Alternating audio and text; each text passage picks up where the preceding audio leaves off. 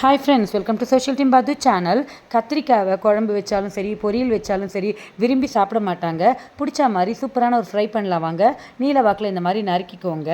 ஒரு தட்டில் மஞ்சப்பொடி, வெறும் மிளகாத்தூள், காஷ்மீரி மிளகாத்தூள், தனியாத்தூள், சீரகத்தூள், கொஞ்சோண்டு சோம்பு, இஞ்சி பூண்டு பேஸ்ட்டு, தயிர், அவ்வளோதான். இங்கே தேவையான அளவு சால்ட்டு இதை போட்டு இந்த மசாலாவை நல்லா பிசைஞ்சிக்கோங்க.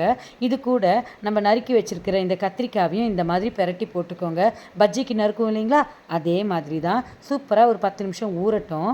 தோசை கடாயில் எண்ணெய் ஊற்றி இதை நம்ம எல்லாம் கருணக்கிழங்கு, வாழைக்காய் இதெல்லாம் வறுக்கிற மாதிரி கத்திரிக்காவையும் இந்த மாதிரி போட்டு சிம்மில் ஃப்ரண்ட் அண்ட் பேக்கு நல்லா வறுத்து எடுக்கலாம். இன்றைக்கி நான் புதினா, குடமிளகா, கேரட்லாம் போட்டு பாஸ்மதி ரைஸில் ஒரு கலந்த சாதம் பண்ணியிருந்தேன். அதுக்கு தான் இந்த கத்திரிக்காய் ஃப்ரையை நான் தொட்டுக்க பண்ணியிருந்தேன். எங்கள் பசங்க நீ நான் போட்டி போட்டு சாப்பிட்டாங்க. கொத்தமல்லி, புதினா இதெல்லாம் தூவி அந்த சாதத்துக்கு கலந்து கொடுத்தேன். ஃப்ரெண்ட்ஸ், நீங்களும் ஒரு தடவை ட்ரை பண்ணுங்கள்.